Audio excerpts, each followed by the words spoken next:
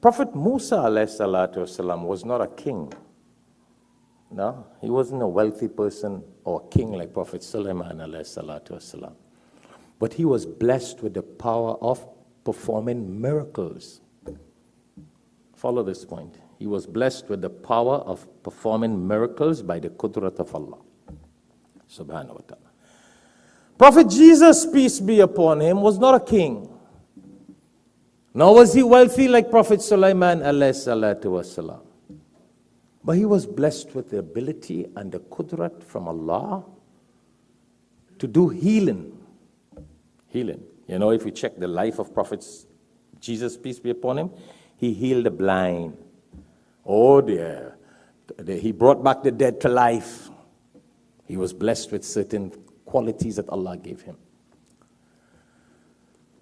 Our Prophet Muhammad sallallahu alayhi wa sallam, well, they are all our prophets, let me correct that statement. The last and final Prophet Muhammad sallallahu alayhi wa sallam, he was not a king like Sulaiman alayhi salatu wasalam. He was not poor, but he was not wealthy like Sulaiman alayhi salatu wasalam.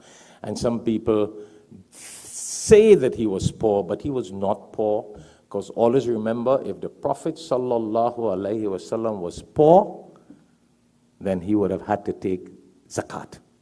Zakat and sadaqah was haram for him. So he wasn't poor. All right? He was not a beggar. Let's put that in our pipe and smoke it and remember that. Don't belittle the Prophet sallallahu alaihi wasallam. But he was blessed with eloquence of speech. See? So what are we saying here? Allah subhanahu wa ta'ala in different eras, different times, he gave prophets different gifts that were effective at that time. Different gifts that were effective for the people and that geographical location. See, sometimes you wonder, why was the Prophet sallallahu alaihi wasallam unlettered? Meaning, not that he was not educated, he couldn't read or write.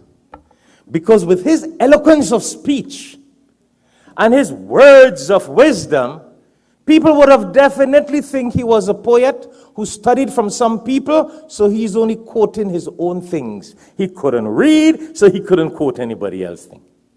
He was all gifted by Allah, so his speech, his eloquence, the Quran that Allah blessed him with, Allahu Akbar. So in his era and time, until today,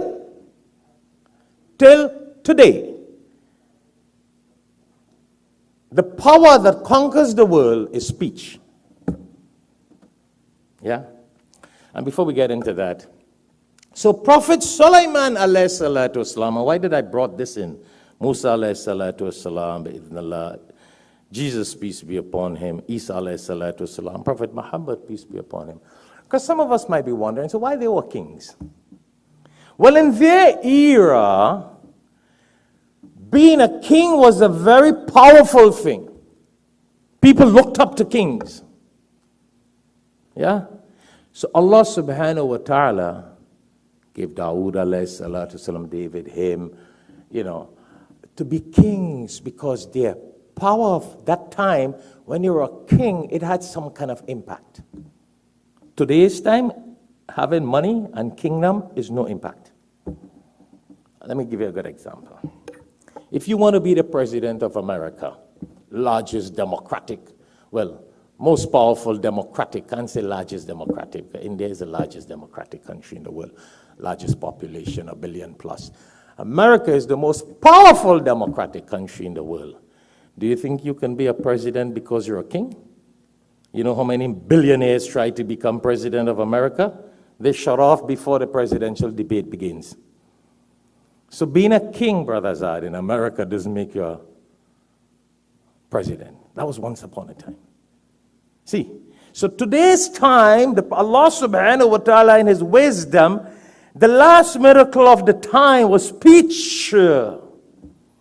So today, one of the tests that they test presidents is how they can speak. So you have a presidential debate, and then they got a campaign, and they got to go and talk. So they use their words and wisdom to conquer the hearts of people.